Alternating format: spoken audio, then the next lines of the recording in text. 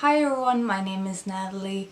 Today I wanted to talk about my Salinger January reading. So basically my plan for this month was to read through J.D. Salinger's entire bibliography in January to celebrate his 100th anniversary, which I did. I read them in chronological order, and today I just wanted to share some of my thoughts, some of the general themes that I noticed, and some of the things I felt about each particular work.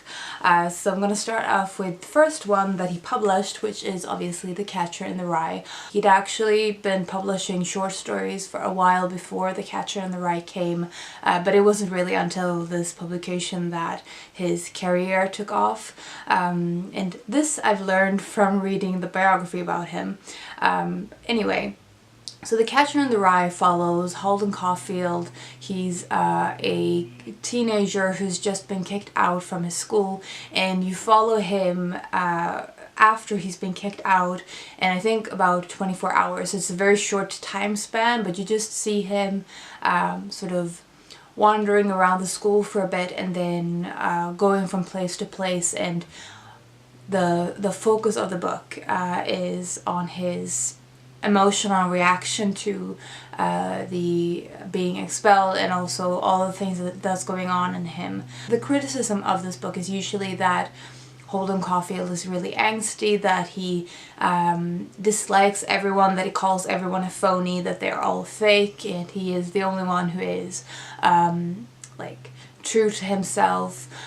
He swears a lot, and he has a very rough exterior.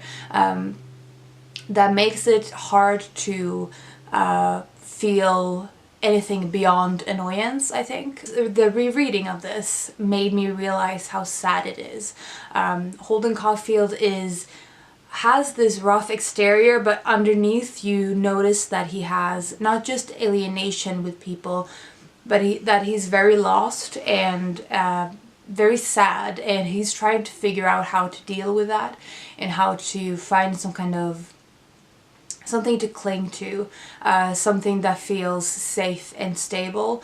There is a lot of this book is about loss. He is grieving for his brother who has died quite recently, I think, in the book, and also one of the things I've seen in positive reviews of this book is the whole loss of childhood, loss of innocence, which is often the moment in this book that is referred to is when he talks to his younger sister Phoebe. It's sort of a melancholy and bittersweet moment when he's looking at her and seeing both what he has lost and also what it is, and sort of appreciating her innocence while also being sad for himself that he doesn't have it anymore. And I feel like that is at the core of nostalgia. I saw things in this differently this time around, especially, as I said, his sadness and his feeling very lost in himself and taking it out on everyone else. So if you haven't read this book, I would highly suggest that you do. Just bear in mind that the first impression you get is his swearing and tough boy or tough guy sort of acting out of him that is really thrown in your face.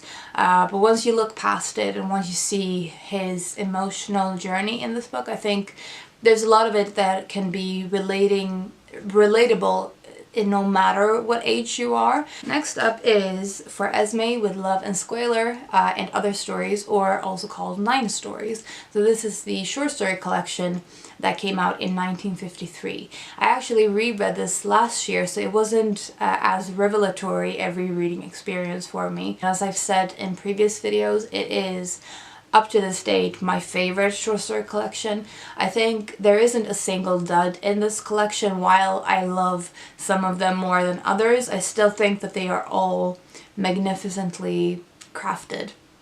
And Salinger obviously has a strength in the short story format, which is something I will get back to. He excels in writing stories that have this limit of space, because he looks in at people's very intimate lives and you're not really invited in, you're just thrown into the middle of their lives.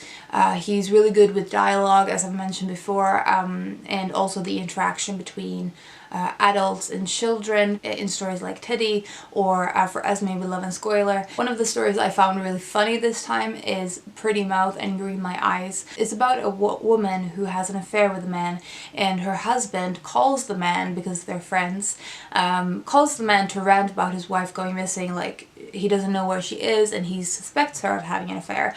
And you as a reader know that the man knows exactly where the woman is because she's with him.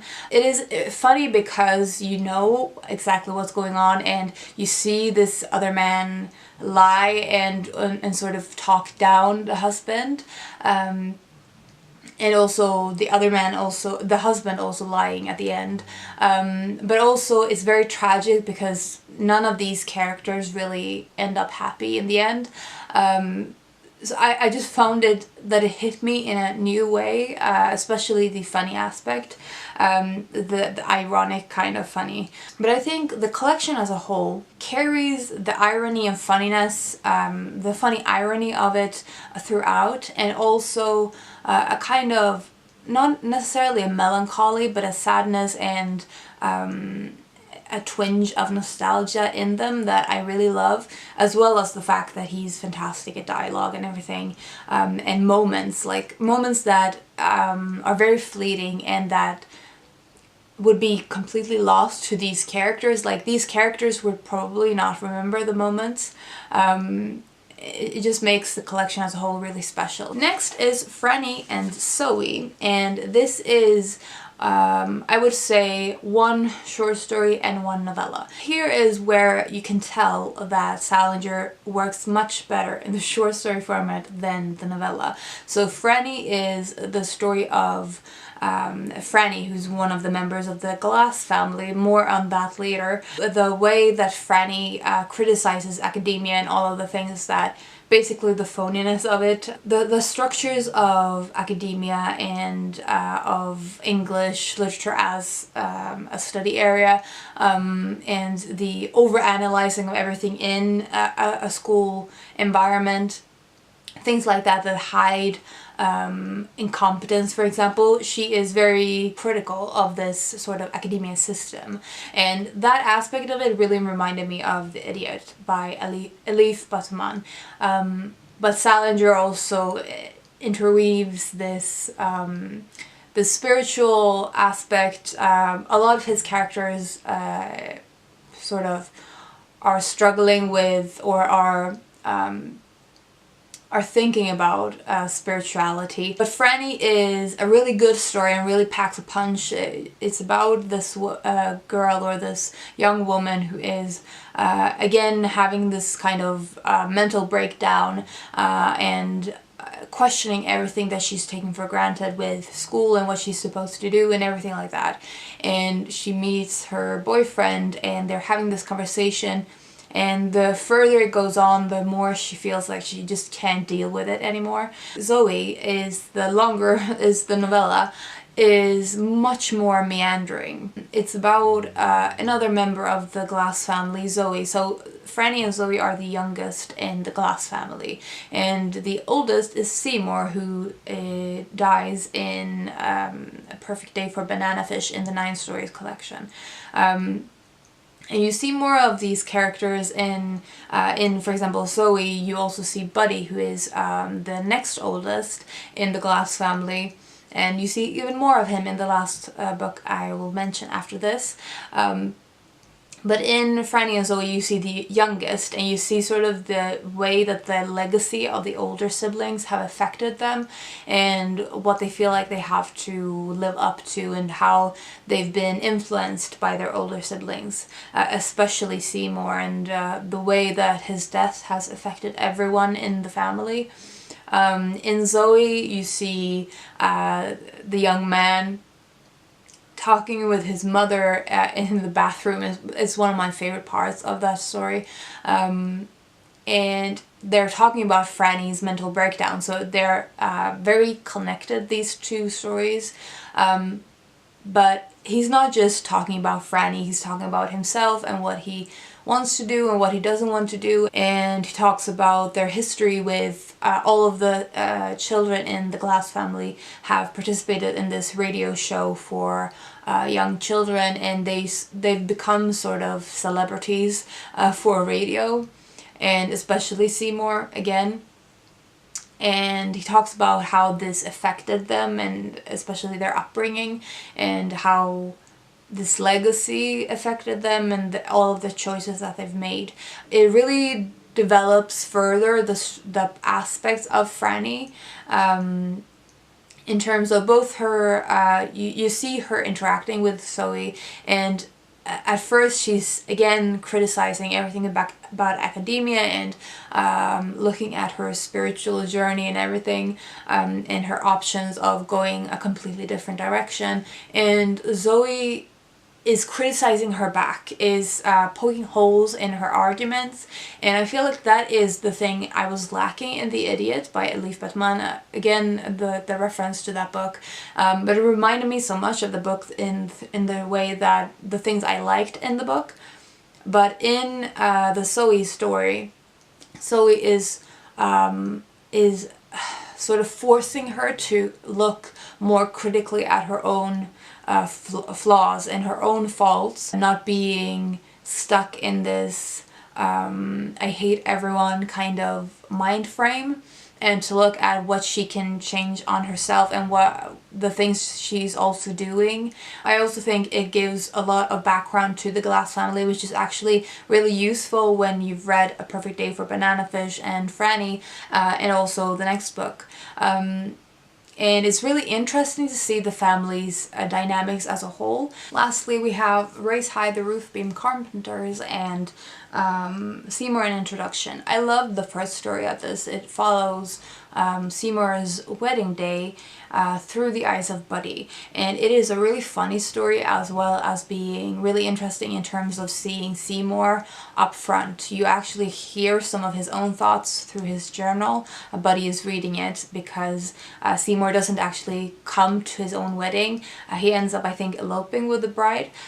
So they do get married, but they don't go to their own wedding, and it's about sort of the aftermath of that, and Buddy going away from the wedding with the bride's guests, and it's just so funny, and also, as I said, really interesting if you're already familiar with Seymour as a character.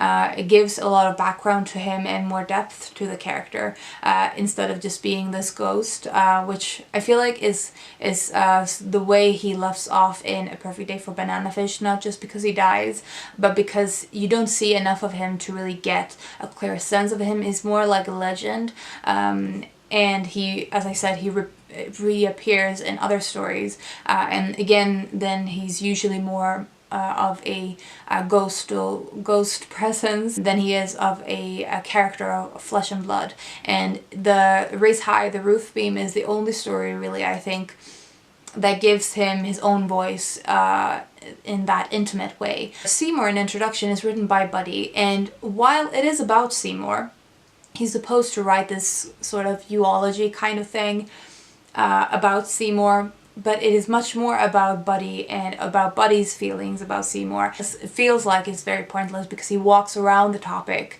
so much. The story felt very autobiographical, like it almost seems like Salinger is starting to forget that he's not Buddy, so it seems like he's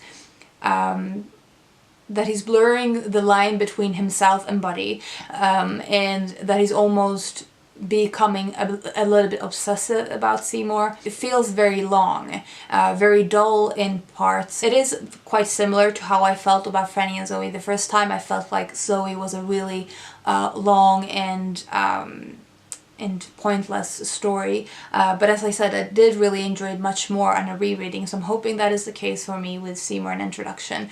But as it stands, I think Raise High the Roof Beam is a fantastic story, much like Franny, but Seymour an Introduction I wasn't so enamored by. I would highly recommend all of these books, but in particular, I think 9 stories if you are a short story lover, Franny and Raise High the Roof Beam if you're interested in the Glass family, or just in general if you really want to read fantastic stories, and The Catcher in the Rye for everyone. I think once you scratch away, as I said, the exterior rough side of Holden Caulfield, I think there's a lot in that story that can be relatable to everyone in some part of their life, and that is timeless in a way that some of these stories might not be as much for everyone. So I hope you enjoyed hearing my very rambly thoughts about Salinger's body of work.